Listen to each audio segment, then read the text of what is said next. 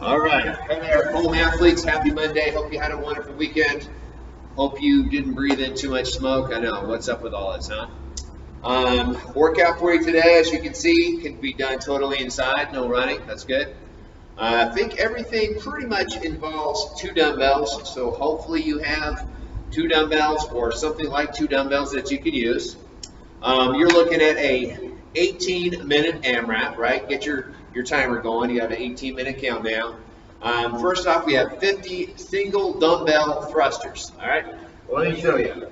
We're going to go single arm on these. You can divvy up the reps evenly between the arms however you want, right? You can switch hands every 5, or you can do 25 here and 25 here. I probably wouldn't do that one. I'd probably switch hands every 5, but your choice. So single arm thruster, looking for a full squat down to the bottom. Make sure you keep those heels flat on the floor. Send the hips back and down. Full squat here, and then drive it up overhead. All right. Use those legs as much as possible. Drive it hard with the legs. That launches the weight off the shoulder, and then we finish by pressing it all the way up overhead. All right. So switch back, hands back and forth for an even number of reps. Then we have over and back dumbbell hops.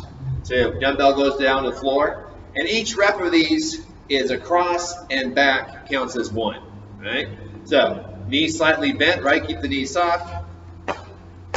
1 rep, I just did right there.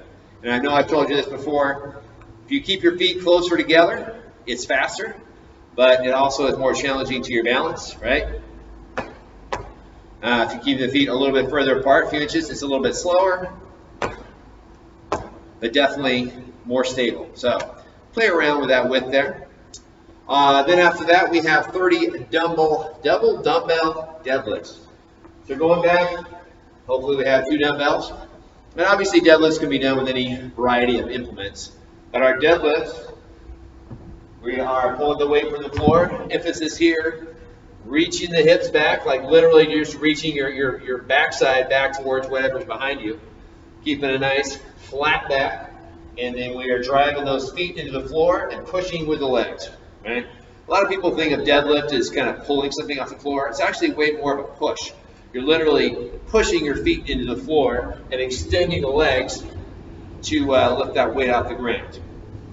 30 reps there with your dumbbells or whatever it is. And then we're doing 20 push press. So now we're going overhead. Push press. So push press, we get to use the legs to push with, and then we press with the arms. Push, press. So the movement starts. Make sure those feet are about hip width apart.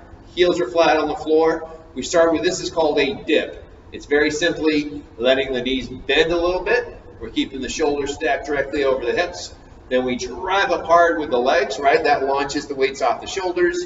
And then we finish with the arms, right? So I dip, press, right? Push, press. Legs first, then arms. That's an important one. A common mistake there is people have their knees bent, and they're kind of on the way up, but before the knees fully extend, they're already pressing, and then you don't get as much out of the legs. You're forced to use your arms a little bit more. So, legs primarily, finish the movement with the arms. Last one, Renegade rows. These are a good one. I like this exercise.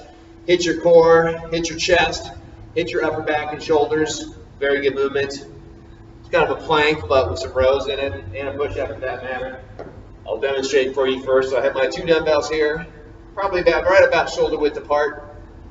Big thing here is you want enough space between the bells to actually touch your chest to the floor. When we do our push-up on these, we have our hands on the bells, and we're shooting ideally to actually touch our chest all the way to the floor. So let me demonstrate. Hands on bells, all the way down, push up, row, row, done. That's 1 rep I just did right there. So it's a push up, a row, and a row. Set up here, you want to make sure you have the vertical arm, right? This arm right here is vertical. I don't have the shoulders back, I don't have the shoulders forward. Basically shoulder right over the wrist, vertical arm. Feet, just outside shoulder width apart, right? If you try to do those rows, those feet together, you're going to fall over. So without shoulder level, or shoulder width, I should say. And then the two things to avoid here, two no-nos that we often see. One, you're sticking your butt up in the air like this. This makes it a lot easier. Doesn't really get the job done, so we don't want to do that. Yeah, hips nice and straight and open. And the other one is excessive twisting, right? Again, if your weight's too heavy or whatever, you're just getting kind of sloppy, you're going to kind of twist like this. That's no good. So shoulders and hips stay square, pull, pull. You get the idea. I'm hoping you guys will get through at least one full round and hopefully well into your second round. It's probably about a round and a half or so. I'd like to see most people do. Maybe even 2 full rounds, especially if your dumbbells, whatever we're using, are on the lighter side. You should be able to get through 2 rounds. And then you'll see there, I actually have a core finisher for you there today, a plank finisher. Equal parts plank to rest, building up to a minute, right? So you plank for 10 seconds, rest for 10 seconds, plank for 20 seconds, rest for 20 seconds, plank for 30, rest for 30. You get the idea, 40, 40, 50, 50-second rest, and the very last thing you do, or trying to do, is a full 1-minute plank hold. This is a good little one. I came up with this one a while ago, and I've been doing it pretty regularly. I like it. So plank position, actually kind of similar to our Renegade row. Make sure for vertical arms, right? We have the arms straight. We have the wrist directly beneath the shoulder. For this one, you don't have to worry about having space between the feet. Actually, I kind of like to have the feet closer together. It's easier to kind of keep your glutes squeezed and stuff when you're doing this. But yeah, we're looking for belly braced, squeeze your butt, squeeze your quads, and just have a good time. Just focus on something while you're doing your planks. It's handy to get your phone or whatever timer you're using kind of set up in front of you so you can keep an eye on it. All right? Make sure you get that done after your workout today. And other than that, any questions, text me, let me know. I'll be happy to answer. Talk to you tomorrow.